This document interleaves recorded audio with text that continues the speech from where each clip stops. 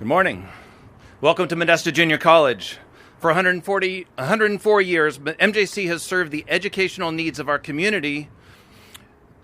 Generations of our residents have come through our doors, and they've emerged with certificates and with degrees to prepare themselves and their families for their futures. We're particularly proud of our many career education programs, including child development, computer science, all aspects of agriculture, a full sequence of healthcare career options from CNA through a bachelor's degree pathway with our partner agency, the Stan State. We have welding programs, automotive, including electrical vehicles. We have robotics, advanced manufacturing, administration of justice, and many more. Today, we stand in the shadow of the Regional Fire Training Center, a vital training site for emergency service workers in fire technology and emergency medical services. We're enormously grateful for the support of Governor Newsom and the California legislature in providing essential resources to support our career education programs. With those funds, we've been able to modernize and update our training programs and to support our state and local economies into the future. New opportunities, including credit for prior learning, have allowed experienced experts in fields such as fire technology, industrial electronics, and healthcare to receive college credit for their learning experiences in the military and through industrial and other certifications. Coupled with general education courses offered by MJC's fantastic faculty members, these folks have been able to earn associate degrees and even baccalaureate degrees to advance their careers, including significant increases in wages and promotional opportunities. We stand ready to implement the Governor's Master Plan for career education to increase career options throughout our region. Thank you for joining us today. All right, I'd like to introduce our student, Mason Manley.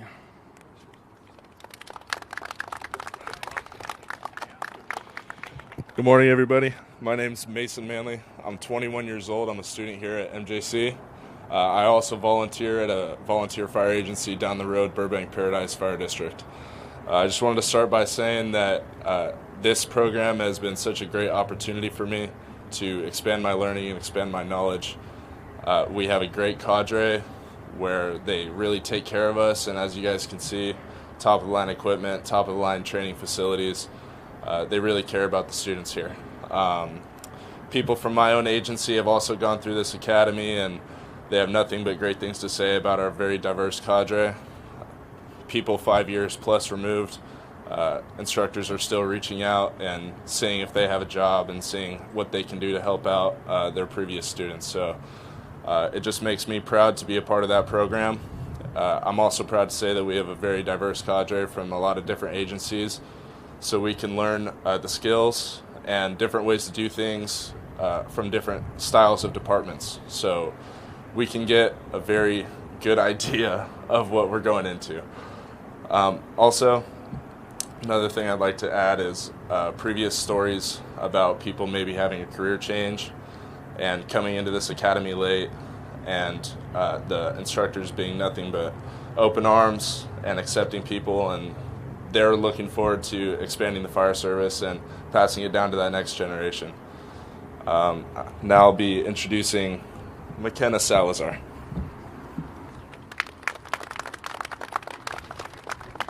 Hi, good morning. My name is McKenna Salazar. I'm the Executive Director of the We Will Workforce and Education K-16 Collaborative in the Northern San Joaquin region. We're so very grateful for Governor Newsom and all other staff that are here today to support this work and allow us the opportunity to share our story. The We Will Workforce and Education Collaborative is a tri-county initiative spanning from Merced, Stanislaus, and San Joaquin counties. We began with a bold vision to create seamless, equitable education to career pathways for students across the Northern San Joaquin region. Launched in 2022 through California's K-16 Collaborative Grant Program, We Will united K-20 education leaders, workforce partners, and industry stakeholders around a shared goal to break down silos, align systems, and better prepare students for high-demand careers. This cross-sector alliance includes K-12 schools, community colleges, university, and workforce boards and industry partners, united by a shared commitment to career and regional workforce development and expansion. More than a partnership, We Will became a movement, grounded in equity, access, and regional collaboration. The name reflects the spirit. We will act together to transform outcomes for students, especially those under-resourced. Through cross-sector work groups, regional data sharing, and co-designed pathways, the collaborative has accelerated dual enrollment, streamlined transfer pathways, and built stronger bridges between education and employment. Every initiative has centered the student experience, ensuring supports are not just available, but accessible and meaningful. We Will is not just a collaborative, it's a movement. Together across institutions and industries, we are ensuring that every student in the Northern San Joaquin Valley has access to high quality, equitable, and career-connected learning, helping them to fill the regional talent pipeline and create seamless transition opportunities for students. We Will has grown into a model of innovation and collective impact, proof of what's possible when systems align and a community commits to doing better by its students and its residents. I'd like to take the opportunity now to introduce the mayor of the city of Modesto, Ms. Sue Zwollen. Thank you. Good morning. We are here in Modesto, California today to highlight the significance of career and technical education. As a registered nurse serving 42 years in the emergency room and serving 8 years on the Modesto City Schools Board of Education, I know from personal experience that specialized educational programs provide students with hands-on training and skills necessary to fill in-demand jobs in industries such as manufacturing, healthcare, and business. Healthcare is especially important to Modesto, our region, and our state, as we work diligently towards enhancing public safety and emergency services. We need passionate and focused professionals that show up every day to make a difference in people's lives. We need people with the skills to ease someone's pain, to give relief, and show compassion during what feels like the worst moments in their lives. I have great comfort in knowing that students who succeed from career and technical educational opportunities are more than just a source of care, but a foundation for a thriving economy.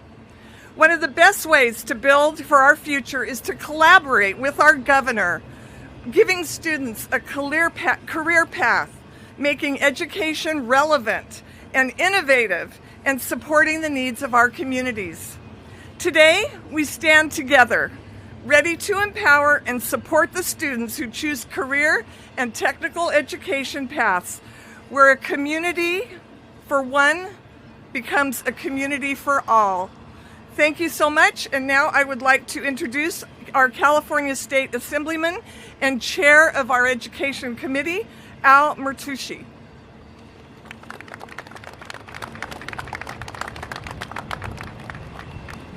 Thank you very much, Mayor, and good morning, everyone. My name is Al Mertucci, and I chair the Assembly Education Committee. And I'm so proud to be here to join the governor, as well as all of our career technical education providers here in Modesto and throughout the region. You know, there aren't a lot of issues that Democrats and Republicans really come together to feel passionate about, but career technical education is definitely one of them.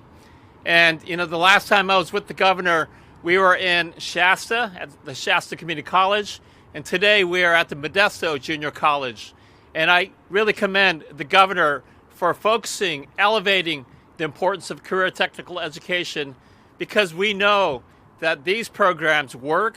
They're investing in our students, they're investing in our kids, and the research clearly shows the outcome, the success of career technical education programs in increasing attendance rates, increasing graduation rates, and most importantly, teaching them the real life, real world job skills that directly translate into addressing the workforce needs throughout the state of California. And so this initiative, the Master Plan for Career Education, is really elevating the importance, the priority for career technical education to invest in all parts of the state of California for all Californians. And I'm so happy to join everyone here for the unveiling, for the presentation of the Master Plan for Career Education. And to present this Master Plan is our Labor and Workforce Secretary, Stuart Knox.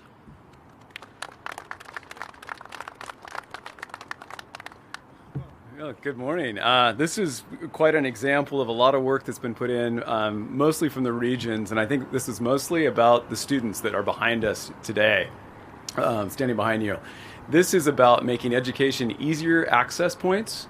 Adults that have not went through an education, formal education or career training program, it's about access points. It's about how the state can ease the pain to the regions. We've listened to all 13 regions within the state of California, and it's also connecting our new Jobs First plan. So these two mirror each other in terms of our outcomes. What our goal is to make it easier for these students to get good, high-paying jobs, and that's what this plan represents. With that, I'd like to give this to our governor and introduce our governor. All right. Thank you, Gavin. There it is. All right. Thank you, Stuart. So this, first of all, I want to just recognize and thank everybody that we had an opportunity to meet with over the last hour. We had a roundtable discussion about all their hard work, not only here in the region, but throughout the state of California. But I just want to thank all of you and those that are not here, those that participated in this process that began in August of 2023. I had the privilege of signing an executive order laying out a vision and making the case that we need to reimagine our workforce and economic development strategies in this state. We need to take that same kind of intentionality that was brought to bear when we developed the state's first master plan for higher education in the 1960s, where the leaders of the state in the 1960s recognized the world was radically changing and the need to focus on degree attainment became more and more critical. A country at the time where just 8% of people had a 4-year college degree, but there was a recognition of the world we were about to live in and the recognition of the importance and imperative of investing in the future. Because if you don't invest in the future, you're not going to do very well there. That same kind of intentionality we hope to bring to this effort, recognizing that things are once again changing dramatically. As we're moving mobile, local, social, cloud, crowd, as things are radically reorganizing, as we start to reconcile the fact that no one cares how much you know because ChatGPT knows more. And that requires a different level of sophistication and insight in terms of how we navigate not just jobs of the future, but career opportunities in the future. And so people came together, Stuart and the team at our workforce development agencies, along with Dee Dee Myers at our economic agency, and worked with over 840 people over the process of the last 18 months to develop this new master plan for career education. We also incorporated, McKenna and others reflected and braided and blended 3 other initiatives together. I've been out with many of you over the course of the last number of months all across the state of California. Chair Narsucci was generous enough with his time to go up to Northern California to Shasta, where we were focusing on our Jobs First plan. The fact that we've organized through 13 regional collaboratives an unprecedented investment in identifying key areas of attributes, areas of aspiration, areas where we have to strengthen our resolve and focus as it relates to the issues of economic and workforce development. And we recognize that California, a state that's larger than 21 state populations combined, is not a single economy. It's the intersection of many local and regional economies. So we laid out an economic vision that's predicated bottom up, not top down, on 13 economic strategies. And we organized that over the course of a number of months and just announced that plan just a few weeks ago in Los Angeles. And this plan is a plan that was working in parallel with that, as well as the one that McKenna was referencing, We Will, which I like the intentionality there. We Will, our K through 16 collaborative, which was force function focus on getting K through 12 education systems and systems of higher learning to begin to collaborate more aggressively on the workforce side and to connect with the business community. So those are the 3-legged stools: Jobs First, the K through 16 collaborative, and now the Career Master Plan. And the whole idea is we want you to see yourself in this plan. We don't want to feel excluded. We don't want to feel like we're talking down to you or talking past you. This is not about the fact your life is over if you don't have a fancy 4-year degree. Quite the contrary, that you can thrive, not just survive, in this new economy. And I think what is so remarkable about this plan, it also recognizes all those skills that you already have and bringing to bear those skills so that you also can partner with institutions of higher learning to take those skills and use those skills to get a degree if you want to upskill. And this notion of prior learning becomes important. I mean, imagine you spend years and years in the military. You have all that basic training, all that technical training, and then you got to go to a community college to get a degree or a 4-year university, and you're starting to take those same courses that you've mastered over the course of your career in the military. And we're saying, wait a second, you've got those baseline courses. If you want a degree that is proximate to the lived experience you have, we want to provide credit for that real life experience. So the biggest beneficiaries of degrees for prior learning or prior learning experience, for example, will be our veterans. And we've identified in this plan a goal of 30,000 veterans that we want to seek to support in these efforts. Over 250,000 more broadly, EMTs that want to get a credential, that want to get a pay raise because they got a degree, are able to take that prior learning and incorporate it into the framework of this new strategy that we're advancing. We're also trying to advance a framework around taking the idea of an academic transcript and having a career transcript, both and we're calling it a career passport. And we're asking the legislature, Chairman Succi and others, for $50 million to advance that effort. It's exciting. I think it's enlivening, this notion of an e-transcript connected not just to academic achievement, but to skills mastery. Taking that experience you had, and not just as an EMT, but that experience you may have had in the real estate industry, and incorporating it, and having the ability to get units and credit. Now you're moving more quickly to advancing your credentialing and your degree attainment, and providing those pathways and opportunities. As well, the passport also has a mindset, and that is once you enter into high school, we want you to have conversations along these lines. We want you to sort of have this notion that there's opportunities, and we don't want to, it's not top down, we want to allow you to explore. So this notion of dual enrollment, the opportunity to look at apprenticeship opportunities, opportunities to start to develop an understanding of opportunities, again, beyond just your high school experience. And so all of these things are incorporated into this plan. There's 6 key areas. I won't go into all the areas of detail except to say that this is a detailed strategy. It's a detailed plan. It's a vision for the future. It's anchored on all the hard work and local effort and ingenuity over the course of the last many years. And so thank you all again for all of the effort and the hard work. I want to thank the legislature for helping support this effort. K through 16 Collaborative was backed up with $250 million in 2021.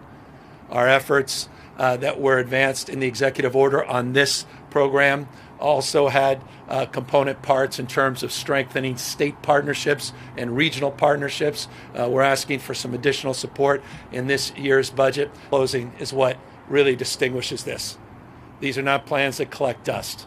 In the process of developing these plans, we've demonstrated support, we've demonstrated commitment, and we've funded efforts and pilots in real time so people feel like their work is being valued and made visible. And so that's the spirit that defines this. And if I'm not coming across enthusiastic, I'm not doing justice. This has been a point of pride. This is long overdue. And final words, we're practicing what we preach. And I'll give you one specific proof point. And for all of you out there as well, behind the cameras, we looked in California at all of our requirements to get a state job. And we have already eliminated college degree requirements for over 30,000 jobs, and now are looking to double that in the next calendar year. So we're trying to create real opportunities. We're not denying the importance of higher education, a four-year degree. Quite the contrary. That's what this prior learning framework is about. But we're also not trying to turn our back on people that just don't see that in their future, but that want to live their lives again out loud and thrive in this economy. So we're grateful you all took the time to be here, and of course we're here to answer any questions, but over there, not at the mic. Thank you all very much.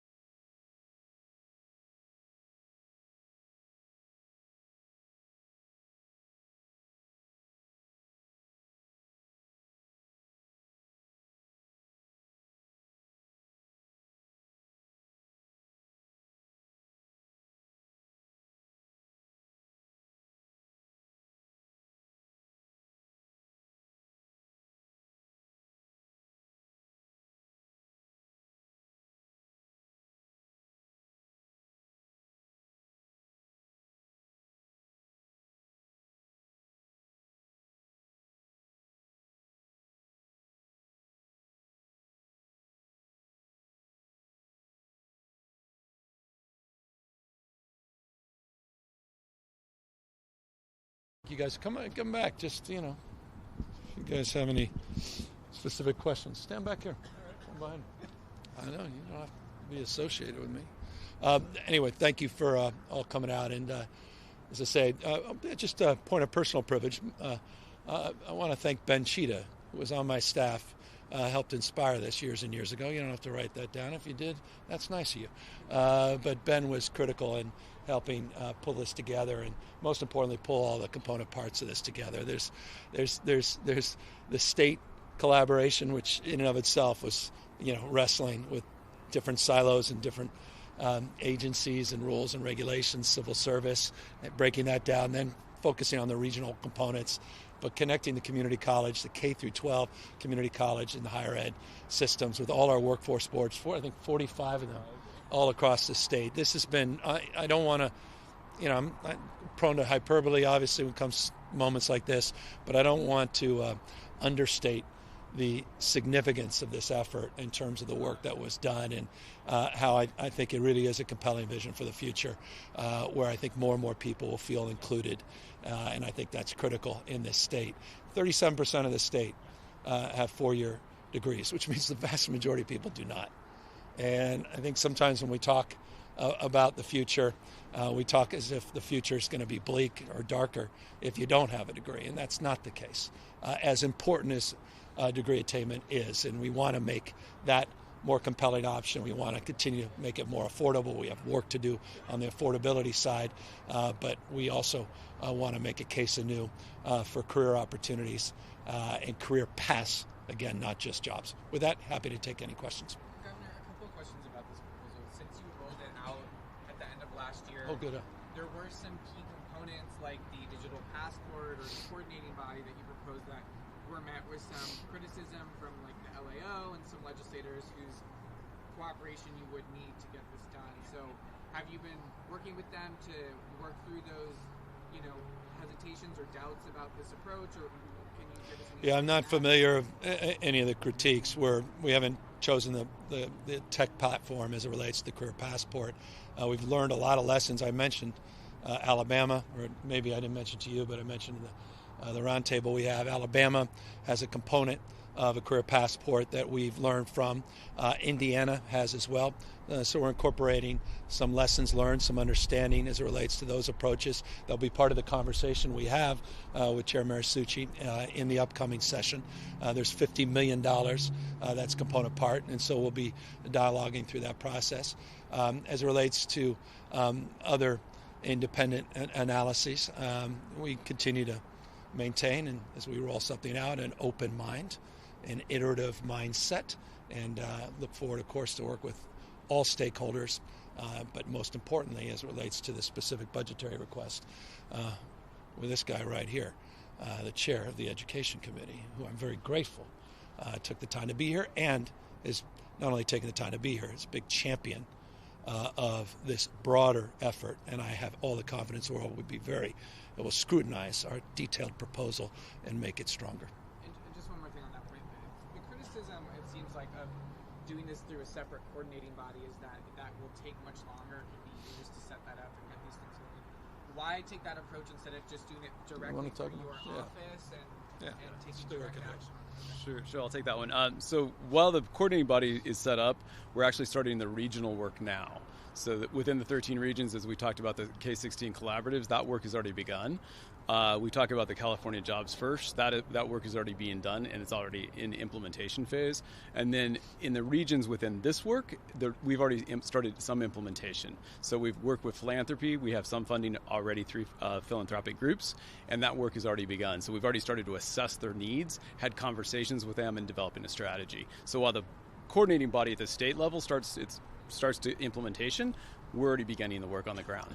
But I guess why not do it just directly through the governor's office? Why have a coordinating body at all? Well, I think it's important that we have a coordinating body at the state level, because as that information starts to bubble up from the regions, we need a body that is all the parties are at the table, that we can have a conversation about what the issues are, how do we address them, and how do we implement them. So that's why it's important to have the body.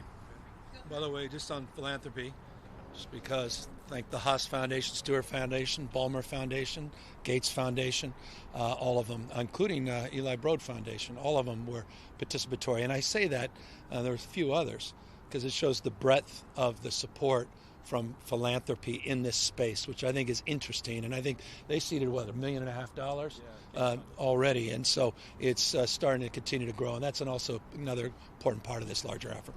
I have a couple of questions about podcasts. This is your first press conference since you released it on May 6th. And I just, for folks who see you governing, but also see you on that platform, I guess how much of what you say on that podcast, and I'm not just talking about trans-related stuff, building, CEQA, et cetera, how much of that will translate into how you govern these next 1.5 years? Difficult to make that determination. I spend an hour a week on this.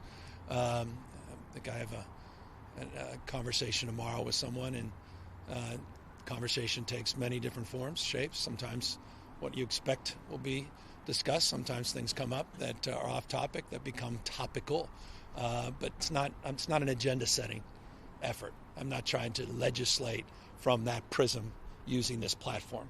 That's the work I do as governor. To the extent it crosses over, you talk to an Ezra Klein, and he's talking about this framework of abundance, and he's talking about litigation and CEQA and NEPA and Reagan and Nixon, and that crossover around high-speed rail and other things, housing, supply and balance, that obviously crosses over quite nicely with the work we're doing. Was highlighted, and I appreciate Buffy Wicks and the 20-plus bills she introduced, was highlighted and underscored in the conversation that we had of I think, her sort of renewed enthusiasm, of my enthusiasm in this space, which has been well established as it relates to judicial review and some of the reforms we made over the course of the last many years. So, I think component parts, but I want to overread it because I have so-and-so on. This is some new agenda.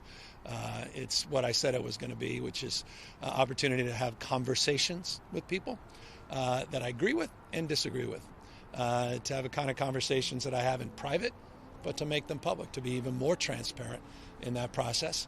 And to the extent that big ideas come from private conversations I have, and they can be incorporated into policy making, I think it would be wonderful if those public conversations generated an idea or two as well. But that, again, is not the intention of the podcast. And just to hear it from you, I mean, you're not being compensated at all for this, no financial gain ever. And it's the exact same format as the prior one. And we had all those fancy attorneys figure all that out, and it's all transparent on the 700 form and all that. So it's not $1. In fact, this has cost me money, but that's another conversation. Yeah, no, geez, okay. Okay.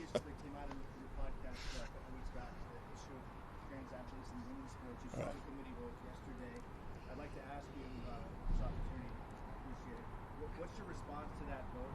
And also, should there, from your position as governor, should there be a California state law that restricts trans athletes from playing in those sports? Well, I didn't pay any attention to the committee yesterday. I was literally spent most of the day talking about LA fire recovery with our teams. And progress is being made there, by the way, but we're starting to run up into some of those abundance conversations around permitting that's already starting to take shape, where most of my focus was yesterday. As it relates to that issue, my position is, I think, known, and that issue came to the fore with me on multiple occasions as governor. Came right into the office. We had a state track meet where there were two athletes that got into the finals, and because of because people's reaction to that, they ended up not playing in the finals. And so you had two folks that didn't get in, two folks that did, no one playing. We tried to figure out how to balance this. Is there a way to make this work?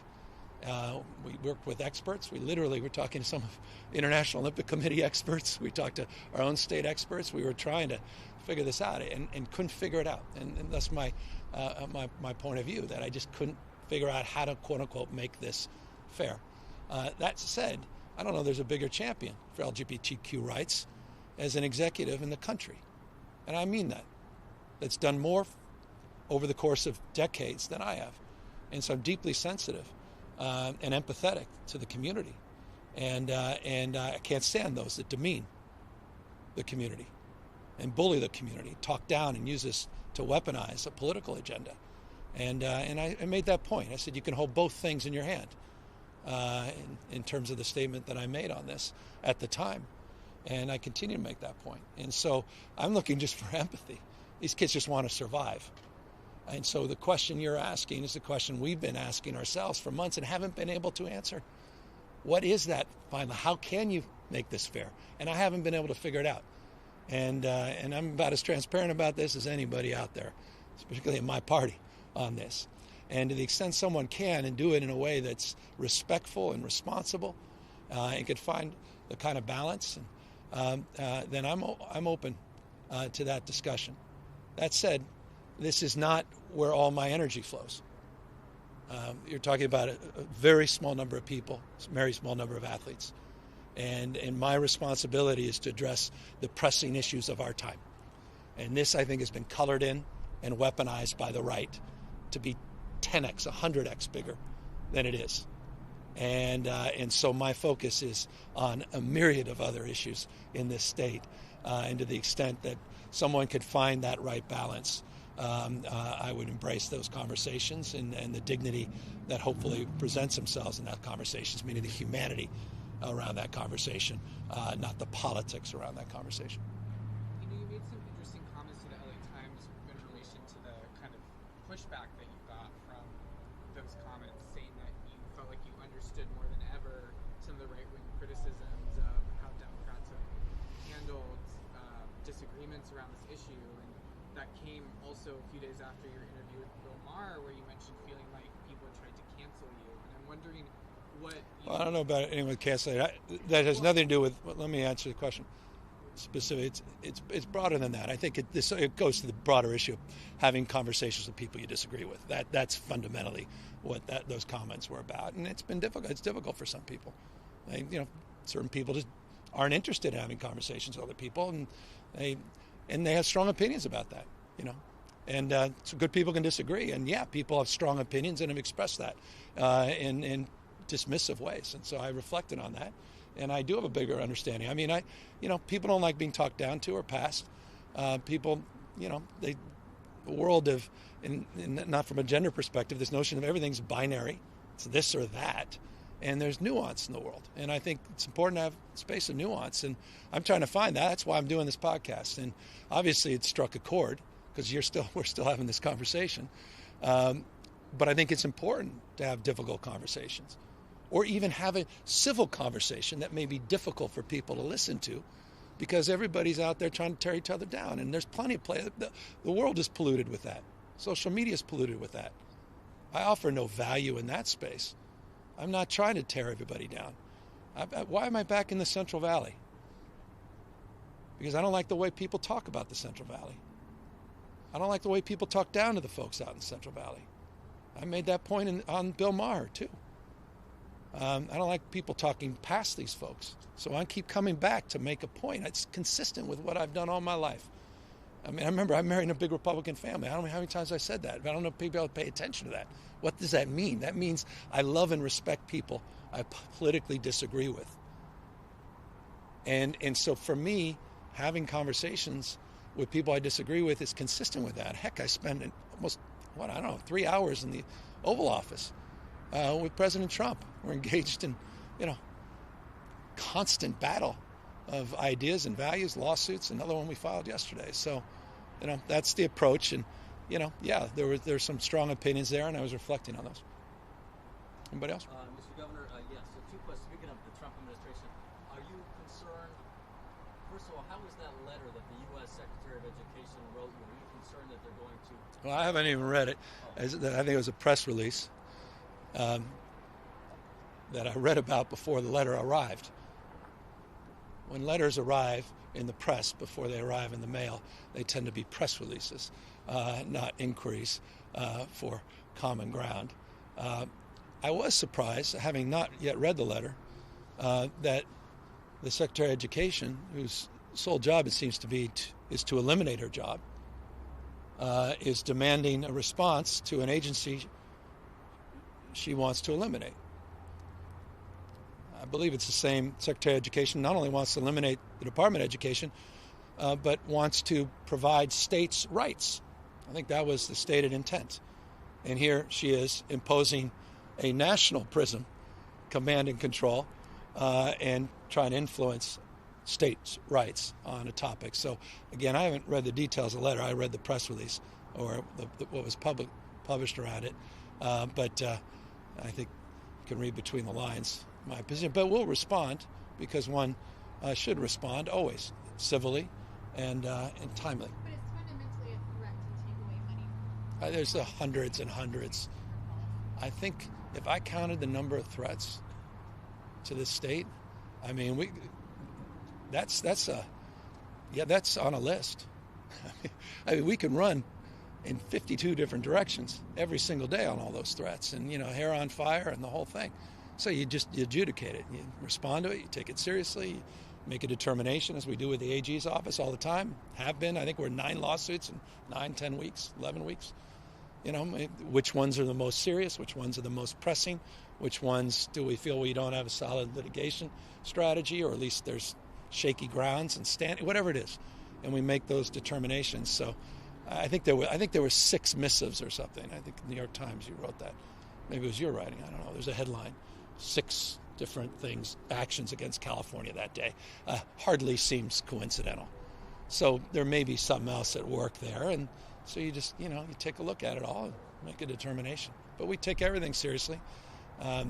Take some things literally, and right now we take the most pressing issue, which is the uncertainty of tariffs and retaliatory tariffs that are inevitable, and a trade war that's inevitable with the actions that the president looks to make. We'll see in a matter of hours or minutes. It's almost, I guess, one. Mr. Governor, also a very specific Central Valley question here from our Bakersfield station. God bless. Yeah. And this is on the issue of parole. It's a specific case. I'm doomed. Wait a sec. There's a gentleman, somebody by the name of Michael Todd Piniella, sentenced to 25 years in 2000 for abusing and murdering a 20-month Jonathan Bell. Piniella was granted parole 2021, but you reversed that decision, then granted parole again in 2024, but you did not reverse that decision. And my understanding from our station there is that he's going to be released today. Did you have a reason why you did not reverse the decision? Well, I've reviewed quite literally thousands and thousands of cases, so I want to be cautious in terms of an immediate response. We'll happily get that information back. Let me just say broad strokes. When I reverse a parole decision, we write a detailed letter as to why.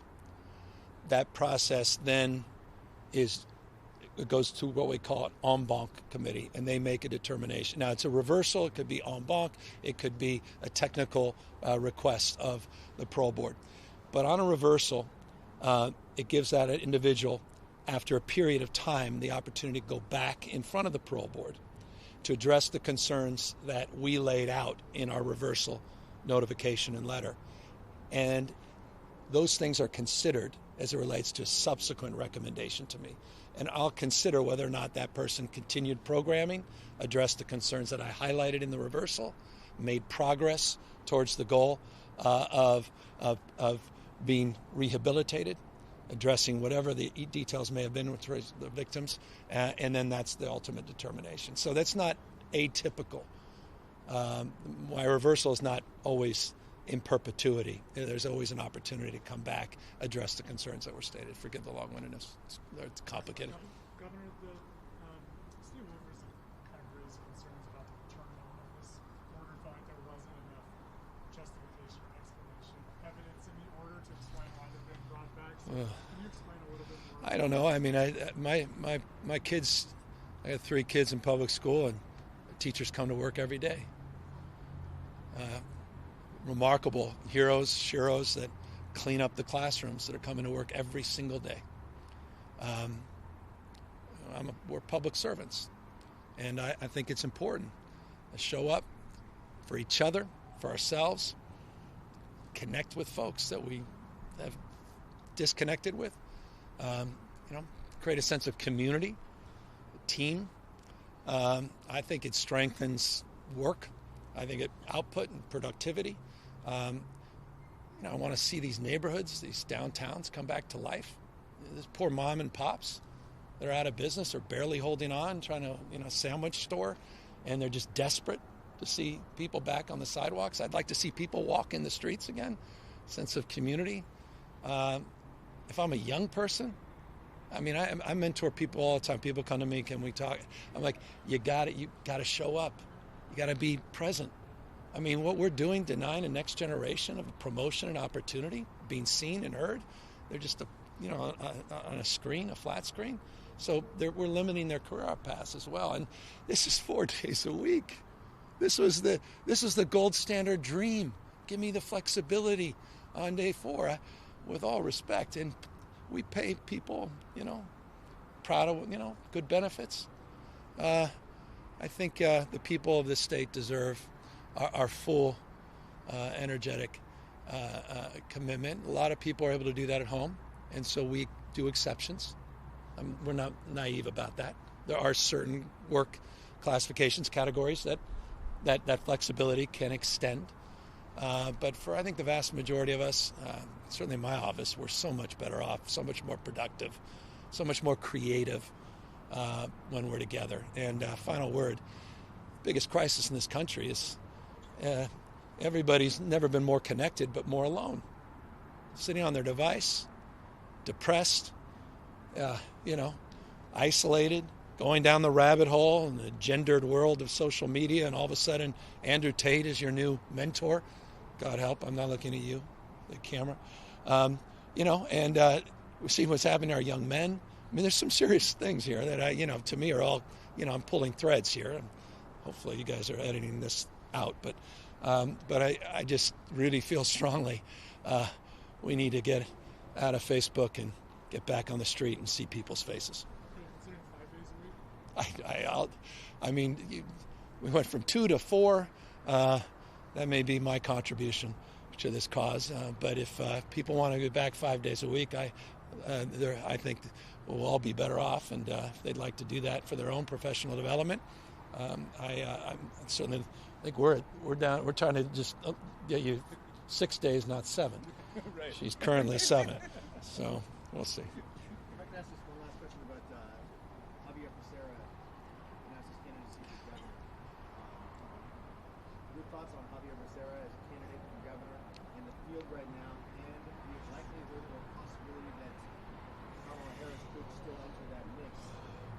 And you'll forgive me. I feel like Jerry Brown must have felt. I'm just at that point where I don't want to talk about these things. I really don't. I haven't focused on them. Someone literally texted me some article. I didn't even read it. So I am aware because it was early morning text, and I didn't even open it up. It's just not my focus. It really hasn't been. And forgive me. It's like, this is not a professional thing to say. It's like more personal. It's a strain. It'd be like me talking about a year and a half your place. Hey. This is a hotshot young reporter out there coming from Atlanta. What do you think of him? Or she's someone who really broke through in Dallas. What are your thoughts? And are you worried about Katie Couric coming back and taking your job? So I say all this with love. We'll have plenty of time to deal with this next year. Start asking me next year. Thanks.